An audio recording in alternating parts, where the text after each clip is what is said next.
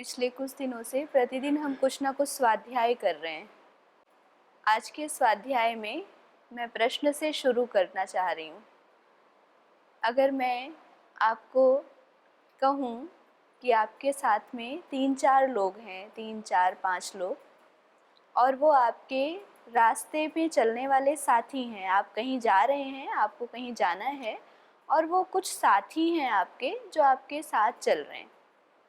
उनमें से एक साथी है जो आधी दूर तक जाता है, एक साथी है जो थोड़ी आधी दूर से ज़्यादा दूर तक जाता है, एक है कि जो गंतव्य तक पहुंचा देता है, ठीक है, और एक है जो गंतव्य तक पहुंचाने के बाद भी आपके साथ रह रहा है और आपकी सहायता कर रहा है। तो आप सबसे ज़्यादा तवज्जो, या यूँ कहें सबसे ज़्यादा महत्व, सबसे ज़्यादा समय, सबसे ज़्यादा ऊर्जा किसको देना चाहेंगे? सबसे ज़्यादा अपना, तो सबसे ज़्यादा उसे देना चाहेंगे। पर क्या बाकी को छोड़ देंगे? बाकियों को भी देंगे, क्योंकि उन्होंने भी कुछ ना कुछ तो हमारा साथ निभाया ही है ना। तो इसी बात को भर्तृहरि जी बताते हैं। अब इसको समझने का प्रयास कीजिएगा। धनानि भूमौ पशवश्च गोष्ठे, भार्या गृहद्वारि जना श्मशाने, देहश्चितायां परलोकमार्गे, कर्मानुगो गच्छति जीव एकः। इसमें कह रहे हैं कि जो हमारे पास धन है वो भी तो हमारा साधन है ना जीवन जीने का, वो भी हमको सहायता करता है। भूमि, समृद्धि, ये सारे पशु आदि, धन आदि जो हैं, पशु आदि, वो भी हमारी सहायता करते हैं। वो ना हो तो हमारे जीवन में कष्ट आएंगे। और हमारी पत्नी, हमारे संबंधी जन, वो भी तो हमारी सहायता करते हैं। पति की सहायता पत्नी करती है, पत्नी की सहायता पति करता है, सारे संबंधी हमारी सहायता करते हैं। फिर लोग जो हैं, मित्र हैं, बंधु बांधव हैं, वो भी सहायता करते हैं। और ये देह भी जो है वो भी तो सहायक है, वो ना हो तब तो कुछ भी संभव नहीं है। तो इस देह को हम देखते हैं कि सबसे अधिक महत्व दिया भी जाता है, चाहे वो देह को स्वस्थ रखने के लिए हो, चाहे उसको सजाने संवारने के लिए हो, किसी भी तरीके से हो, हम देह को महत्व देते हैं और बहुत अधिक भी देते हैं। और हमारे कर्म भी हमारे सहायता ही करते हैं। सब चीज़ें जो हमारे आसपास हैं वो अंततः जाकर के कर्म में परिसमाप्त होती हैं। कर्म में, धर्म में, सब इनमें परिसमाप्त होती हैं। तो अब अगर देखें कौन कहाँ तक साथ देता है, तो वो बात भर्तृहरि जी बता रहे हैं कि धनानि भूमौ, ये जो धन है ना किसी भी प्रकार के, ये सारे कहाँ रह जाते हैं? पृथ्वी पर ही पड़े रह जाते हैं। पार्थिव है ना धन, तो कहाँ पड़ा रह जाता है? पृथ्वी पर। धनानि भूमौ पशवश्च, और ये जो पशु आदि हैं अन्य, वो अपने गोष्ठ में खड़े रह जाते हैं। गोष्ठ होता है बाड़ा, जो बाड़ा बना देते हैं उनका घर। तो कहते हैं कि जब आप जाते हो ना तो धन ऐसे ही पड़ा रह जाता है। पशु आदि जो हैं वो गोष्ठ में खड़े रह जाते हैं, रोते वो भी हैं। हमने देखा है कई बार पशु पंछी भी किसी प्रिय के वियोग हो जाने पर रोते हुए देखे गए हैं और देखा जाता है। तो पशवश्च गोष्ठे भार्या गृहद्वार, और जो पत्नी होती है जिसने 7-7 जन्मों के साथ निभाने की कस्में खाई हुई हैं, वो भी बेचारी कहाँ तक रह जाती है? गृहद्वार, घर के दरवाजे तक। और कई बार मान लो कि थोड़ा और आगे चले गए तो भार्या गृहद्वार जनः श्मशाने, और जो बंधु बांधव हैं वो हमें कहाँ तक पहुँचा सकते हैं, कहाँ तक अधिकतम साथ दे सकते हैं? श्मशान तक गए। और श्मशान के बाद भी देहश्चितायाम, देह कहाँ तक साथ देती है? चिता तक साथ देती है। तो परलोक का जो मार्ग है, जो अंतिम गंतव्य है, उसके साथ लगातार जाने वाला, सदैव सहयोगी बन के रहने वाला सिर्फ और सिर्फ हमारा कर्म होता है। हम जैसा कर्म करते हैं उसी के अनुसार हमें हमारे मार्ग पर आगे बढ़ने के लिए भी प्रेरणा मिलती है, जाते भी हैं। और कहाँ जाना है, किस ओर जाना है, ये भी यदि कुछ निश्चित करता है तो ये हमारा कर्म निश्चित करता है। मान लीजिए कोई विश्व का सबसे धनवान व्यक्ति हो तो उसे स्वर्ग मिल जाएगा, ये धन निश्चित नहीं करता, या उसे मोक्ष की प्राप्ति होगी ये उसका धन निश्चित नहीं करता। यहाँ तक कि उसे आनंद की भी प्राप्ति हो जाएगी ये भी उसका धन निश्चित नहीं करता।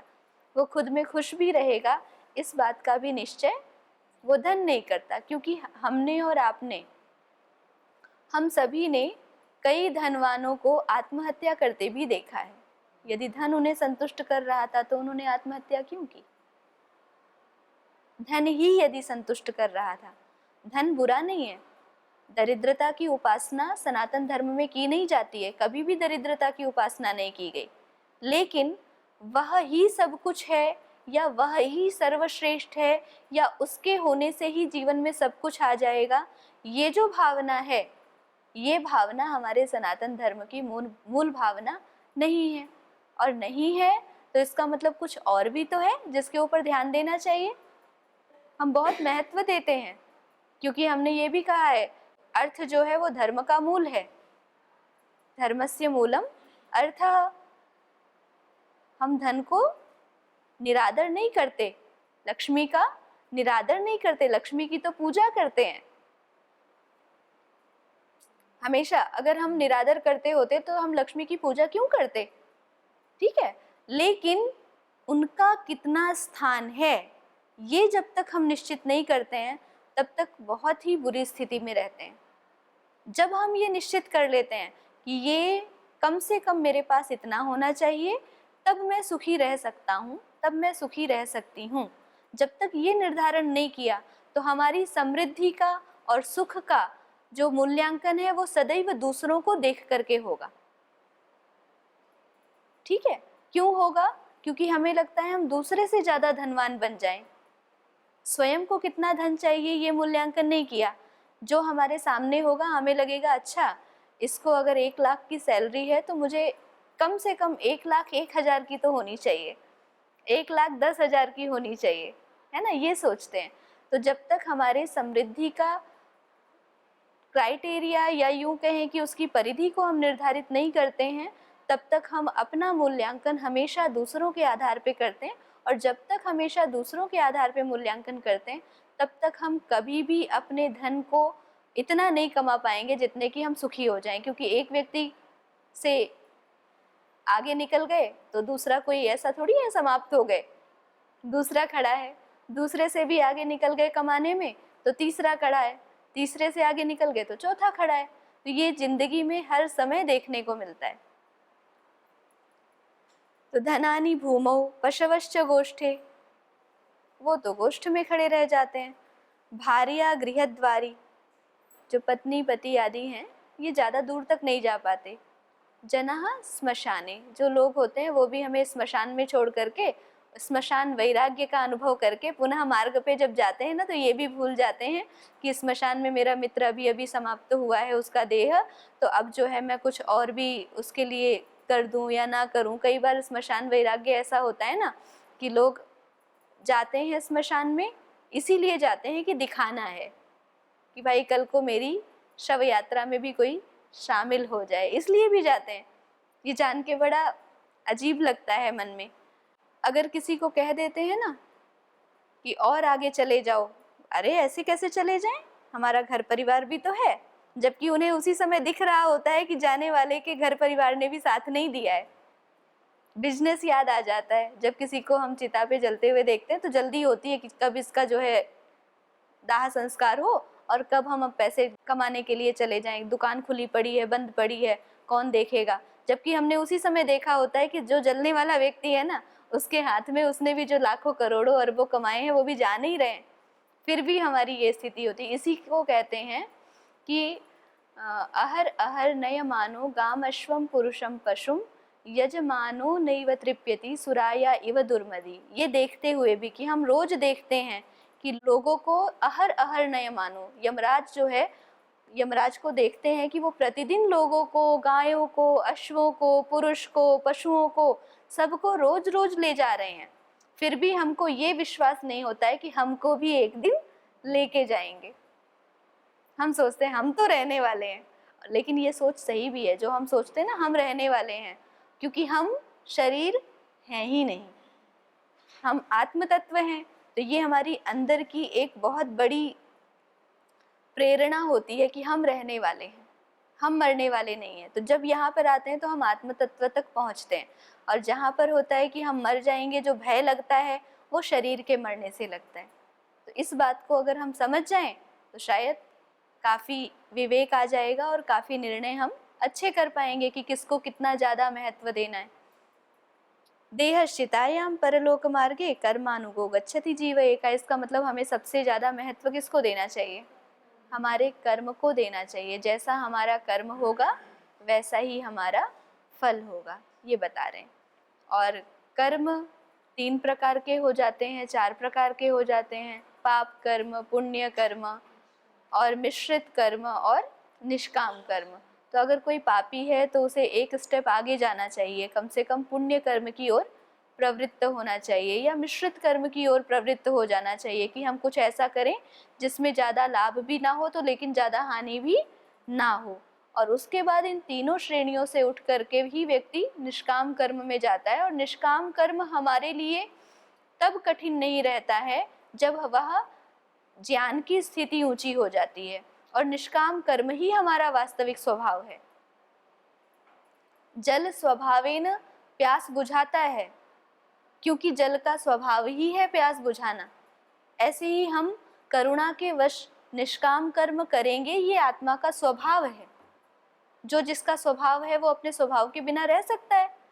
तो रोजड़ में एक बहुत बड़े सन्यासी, सिद्ध पुरुष माना जाता है उनको, वो हुए तो वो कहा करते थे, चाहे 2 दिन बाद, चाहे 10 साल बाद, चाहे 10 जन्मों बाद, आना तुमको यही है। तो आज समझ लो या कुछ दिन बाद समझ लो, ये तुम्हारा चयन है।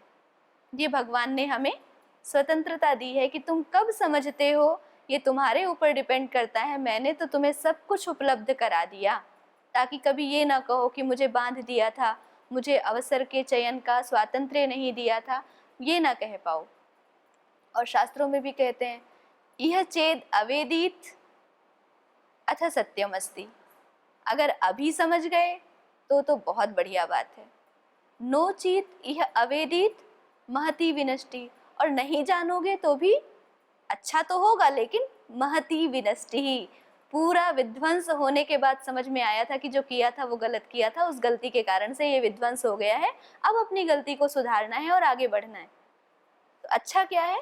यह चेत अवेदित, यहीं पर जहाँ हैं आज ही, आज से ही अपनी यात्रा शुरू कर दें। मतलब जाना है, पड़ेगा, जाना ही पड़ेगा, उसमें कोई भी संशय ही नहीं है।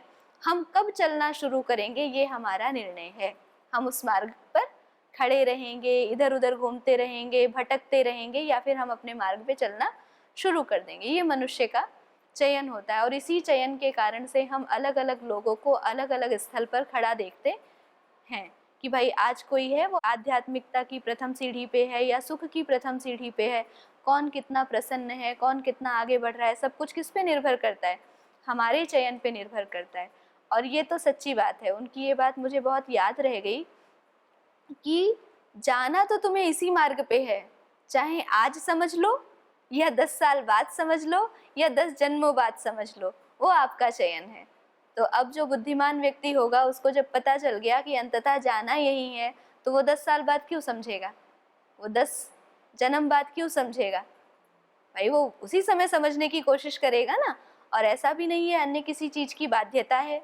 जैसा कि मैंने आपको कहा ही था कि ईश्वर प्रणिधानाद व जो योग दर्शन का सूत्र है वो वैसा ही है जैसा कि तुलसीदास जी ने लिखा हुआ है, कलयुग केवल नाम आधारा। कि आपका जो सुमिरन है, आपका जो चिंतन है, हर काम को करते हुए सर्व क्रियाणाम परम गुरु समर्पणम तत्फल संन्यासो वा, ये जो भावना है, एकमात्र इस भावना से हम सर्व प्रकारेण, मतलब हम सब प्रकार का आनंद प्राप्त कर सकते हैं। और आनंद ही नहीं, जिसको कहते हैं ना परमानंद, परमानंद को। अब कुछ लोग कहेंगे कि परमानंद क्यों ही प्राप्त करना है, हमें तो संसार के सुख भोगों में ही आनंद मिल रहा है। आज रसगुल्ला खा लिया, कल जलेबी खा ली, चेंज करके फिर 7 दिन बाद फिर से उसी का टर्न आ गया, तो इच्छा तो बनी रहती है। इसको छोड़ करके क्यों आनंद में जाना है? अभी लगता है क्यों जाना है? जब हम 100 साल के, तो खैर अब होते नहीं है, जब आयु बढ़ जाएगी ना और तब भी मन तृप्त नहीं होगा तो लगेगा इतने साल हो गए, अब समस्या आ रही है, अब भी तृप्त नहीं हो रहे। एक श्लोक आया था ना, तृष्णा न जीर्णा वयमेव जीर्णा। हमारी इच्छाएं कभी बूढ़ी नहीं होती, वो इच्छाएं हमें बूढ़ा कर देती हैं। इच्छाओं को पूरा करते करते हम बूढ़े हो जाते हैं, लेकिन इच्छाएं बूढ़ी नहीं होती। ये बहुत ही सुंदर श्लोक है और इस श्लोक के ऊपर सोचना तो अवश्य चाहिए। और कुछ भी नहीं सोचते हैं तो रोज रोज यहाँ से जाने वालों की और आने वालों की स्थिति को देख लेना चाहिए। तो ऐसे कहते हैं ना, बाबा मरा पोता आया, दादा मरा पोता आया, कुंडबाजियों का त्यों, ऐसा कुछ बोलते हैं। कहावत है कि भाई इस संसार की हालत ये है कि भाई एक गया दूसरा आया, संसार की स्थिति वैसी की वैसी ही है। तो हमको अगर इस स्थिति में स्वयं को आगे बढ़ाना है तो ज्ञान का, स्वाध्याय का आलंबन लेना ही पड़ेगा। इस आलंबन के बिना कुछ भी नहीं हो सकता और ईश्वर का आलंबन लेना पड़ेगा। इसके लिए उपनिषद में भी एक मंत्र आता है, एतद आलंबनम श्रेष्ठम एतद आलंबनम महत् एतद आलंबनम ज्ञात्वा ब्रह्मलोके महीयते। सर्वश्रेष्ठ आलंबन यही है, यही मतलब ईश्वर का प्रणिधान। एतद आलंबनम महत्, ये महान है, सबसे बड़ा भी है, सर्वश्रेष्ठ भी है और सर्व महान भी है, सबसे बड़ा आलंबन है। एतद आलंबनम ज्ञात्वा, जो इस आलंबन को जान जाता है, जो इसको प्रयोग करना शुरू कर देता है, वह ब्रह्मलोके महीयते, ज्ञान के लोक में महिमा को प्राप्त करता है। तो ये हमारा, लेकिन देखो भगवान ने कितनी छूट दे रखी है, स्वतंत्रता। सब कुछ बता देते हैं, फिर कहते हैं जो मर्जी वो करो, यथेच्छसि तथा कुरु। पूरी गीता बोलने के बाद भगवान श्री कृष्ण कहते हैं ना, सब बता दिया, 18 अध्याय गीता सुना दी, फिर क्या कह दिया, यथेच्छसि तथा कुरु, जैसा चाहते हो वैसा करो। ये है कर्म की स्वतंत्रता। अगले श्लोक की ओर बढ़ते हैं। अगले श्लोक में भर्तृहरि जी ने बताया है कि कौन तो धनवान होता है और सच्चे अर्थों में कौन दरिद्र होता है। कोर्थवान को दरिद्रः, कौन तो अर्थवान होता है, धनवान होता है और कौन दरिद्र होता है। आपसे पूछे तो क्या कहोगे, धनवान कौन होता है? सीधी सी बात है, धन जिसके पास है वो धनवान है। इसमें क्या प्रश्न की बात है? जिसके पास ढेर सारा पैसा हो, जिसके पास ढेर सारी जमीन हो, जिसके पास ढेर सारा क्या बोलते हैं, चल अचल संपत्ति, दोनों तरह की संपत्ति हो, वो धनवान होता है। और कौन दरिद्र होता है? बेचारा जिसके पास कुछ है ही नहीं, फटे पुराने कपड़े हो, जिसके पास रहने के लिए घर ना हो, वर्षा हो जाए तो छत से पानी टपकता हो, हम उसी को दरिद्र कहते हैं ना। तो दरिद्र और अर्थवान की परिभाषा यही है। अब भर्तृहरि जी थोड़ा सा हमारी बुद्धि पर जोर डालते हुए हमको बताएंगे कि धनवान और अर्थवान की क्या परिभाषा है, दरिद्र की क्या परिभाषा है। छंद मालिनी है, इसके पहले जो श्लोक पढ़ा था उसका छंद था त्रिष्टु, बताया था आपको। और जैसे कि हमें मालूम ही है, हमारी सनातन धर्म की ये बहुत बड़ी सुंदरता है कि सब कुछ बड़े स्मूथली बता देते हैं। जैसे गाना सुनना हमको अच्छा लगता है ना, तो हम गानों को याद कर लेते हैं और समय आने पर बड़ा फिट भी कर देते हैं कि यहाँ ये फिट हो जाएगा, और उसको आचरण भी कर लेते हैं। तो हमारे ऋषि मुनि तो पहले से ही बहुत प्रज्ञावान हैं। अधिकतर चीज़ें किसमें लिखी हुई हैं? अधिकतम, तर भी नहीं, अधिकतम संगीतबद्ध करके ही लिख दी हैं। गाते रहो, सीख जाओ, जब जरूरत पड़े तब प्रयोग कर लो, याद भी हो जाती हैं। बहुत सुंदर इसका गायन भी है। वयमिह परितुष्टा वल्कलैस्त्वं च लक्ष्म्या समैः परितोषो निर्विशेषो विशेषः स तु भवति दरिद्रो यस्य तृष्णा विशाला मनसि च परितुष्टे कोर्थवान को दरिद्रः। कह रहे हैं, देखो एक मुनि जो है वो राजा से कह रहा है, वयमिह परितुष्टा, हम तो बड़े संतोषी हैं। मुनि भी तो संतुष्ट होते हैं ना। लेकिन हमारे पास तो कुछ नहीं है, हम तो वल्कल वस्त्र धारण करके संतोष हमको प्राप्त हो रहा है। संतोष आपको भी है, राजा को भी है, आपको भी वस्त्र पहन के संतोष होता है, लेकिन वो हमारा संतोष जो है वो वल्कल वस्त्रों को धारण करने के बाद हम संतुष्ट होते हैं। हम सामान्य जो आज की दृष्टि से देखें तो हमें कुछ ज़्यादा नहीं चाहिए, संतोष है हमें, और इन्हीं कपड़ों में संतोष है। और तुम च लक्ष्म्या, आप लक्ष्मी से संतुष्ट हो, आपको धन आदि प्राप्त है तो आपको उससे संतुष्टि है। समय यह परितोष हो, तो संतोष तो समान ही है ना, संतोष में कोई भिन्नता थोड़ी है। आप अपनी जगह खुश हो, मैं अपनी जगह खुश हूँ। लेकिन सतु भवति दरिद्रो यस्य तृष्णा विशाला, लेकिन आपका संतोष समाप्त हो जाने वाला होता है क्योंकि आपके पास बड़ी तृष्णा है, आपको उससे भी ज़्यादा धन चाहिए। सतु भवति दरिद्रो, असल में दरिद्र वो होता है कि जिसको उससे भी अधिक चाहिए होता है। यस्य तृष्णा विशाला, जिसकी तृष्णा विशाल है, जो अन्य के धन को भी अपना बना लेना चाहता है, वो सतु भवति दरिद्रः यस्य तृष्णा विशाला। अब कह रहे हैं सच्ची बात तो ये है ना कि यदि आप भी अपने धन से संतुष्ट हो जाओ ना, तो कोर्थवान को दरिद्र, कौन तो अर्थवान है, कौन तो दरिद्र है।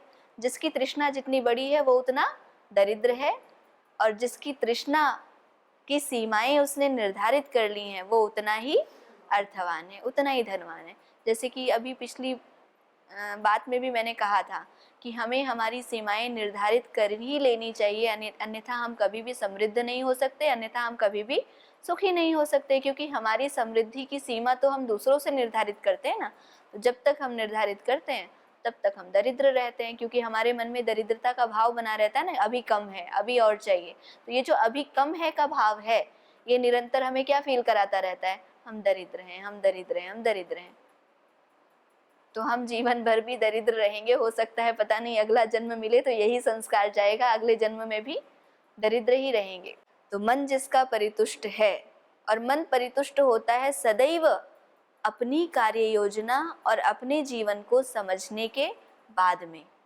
जब तक हम स्वयं को समझ नहीं लेते हैं, एक वो भी व्यक्ति अच्छे से रह सकता है जिस व्यक्ति ने समझ लिया है कि मैं गृहस्थ हूँ, लेकिन मेरे पास मुझे रहने के लिए इतने स्क्वायर फीट का एक सामान्य मकान चाहिए, या अच्छा भी चाहिए, कोई बात नहीं, किसी को अच्छा चाहिए तो वो अच्छे की सीमा निर्धारित कर ले। ऐसा नहीं है कि कोई दरिद्रता में रहे, लेकिन निर्धारित तो करे। सबसे बड़ी समस्या ये है कि हम अपनी समृद्धि की सीमा को निर्धारित ही नहीं करते कि हम कब मानेंगे कि हम समृद्ध हैं। जिसने जिसने अपनी समृद्धि की सीमा को निर्धारित किया, मान लीजिए हमने निर्धारित किया कि हमें प्रत्येक माह 5 लाख की नौकरी करनी है, 50 लाख की नौकरी करनी है, या इतना धन कमाना है, तो कम से कम 50 लाख प्राप्त हो जाने पर वो समृद्ध तो मान लेगा ना अपने आप को, तब तो वो सुखी हो जाएगा। लेकिन यदि सीमा ही निर्धारित नहीं है, ठीक से हमने जाना ही नहीं है, समझा ही नहीं है, तब तक तो हम वैसे ही दौड़ते रहेंगे जैसे मृग जो है ना, वो मृग मरीचिका के पीछे दौड़ता रहता है और उसे कभी भी नहीं मिलती। जब राजस्थान के मरुस्थल में हिरण को प्यास लगती है और उसे वो जल की तरंगे दिखती रहती हैं, वो वहाँ तक बेचारा पहुँचता है, पता चलता है उससे भी आगे उसको दिख रहा है, उसके आगे पहुँचता है, कभी भी समाप्त नहीं होता। ऐसे ही ये इच्छा पूर्ति का जो ज्ञान है कि हमारी इच्छा पूरी हो जाएगी, वो भी मृग मरीचिका के समान है, इच्छा पूरी होती नहीं है। हविषा कृष्ण वर्त में व भूय एवाभिवर्धते। अगर हमें लगता है, ये सिद्धांत हमने सोच रखा है कि इच्छा के पूरी हो जाने पर वो पूरी हो जाएगी बस, फिर आगे हम सुखी हो जाएंगे, तो ये एक गलत सिद्धांत सोच रखा है। कभी भी इच्छाओं की पूर्ति करने से इच्छाएं कभी भी पूरी होती ही नहीं हैं, अपितु बढ़ती जाती हैं। जैसे आग में घी डालने पर आग बढ़ती है, बुझती नहीं है। खाली छोड़ दो आग को, ज़्यादा ध्यान मत दो, अपने आप शांत हो जाएगी। बंदर होता है ना, बंदर को इग्नोर करो ना तो वो पास नहीं आएगा।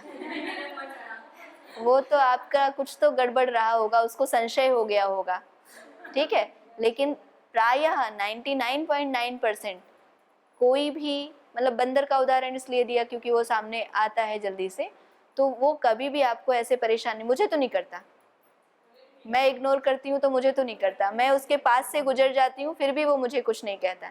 इसी प्रकार से मन के विचार और इच्छाएं होती हैं। ज़्यादा ध्यान देंगे ना उनकी ओर तो बढ़ती जाती हैं, परेशान करती हैं। मन के विचारों की ओर ज़्यादा ध्यान देंगे ना तो ज़्यादा बढ़ते हैं। तो इसी प्रकार से हमको ये समझ लेना चाहिए कि मनसि च परितुष्टे कोऽर्थवान् को दरिद्रः।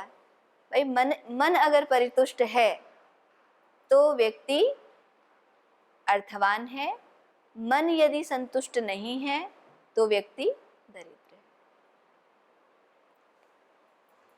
ओम शांति शांति शांति।